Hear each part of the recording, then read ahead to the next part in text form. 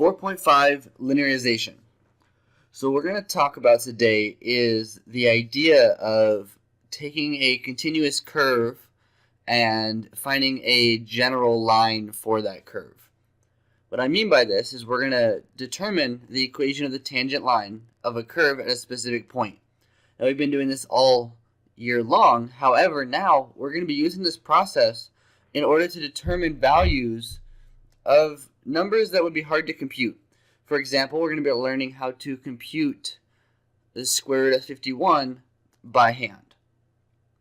So let's talk a little bit about what linearization actually is. So to start, let's look at the graph of y equals sine of x. So looking at the graph of y equals sine of x, which is this, let's talk about zooming in at a point. This is y equals sine of x. And linearization then is to continuously zoom to a value, and we're going to choose pi over 2, and we're going to see the graph flattens out until it appears to be a line. This line represents the slope of the tangent line at that point. We can use the tangent line to approximate values near the point of pi over 2.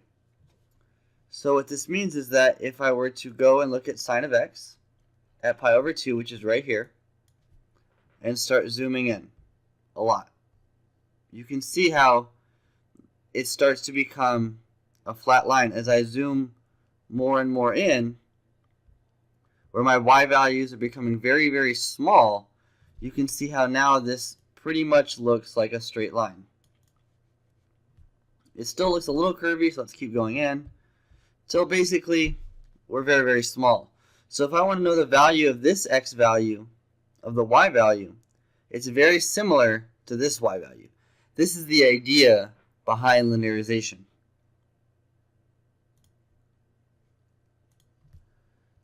So another simplified form of that is if here's sine of x, we zoom in, we zoom in, and we zoom in, it becomes a straight line.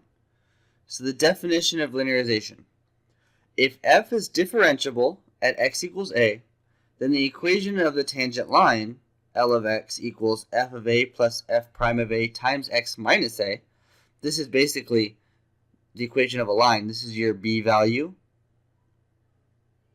this is your slope, and this is your x at a point, defines the linearization of f at a.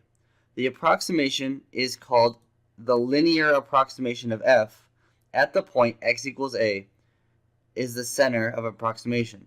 So this can get us close to other y values, close to a familiar x value.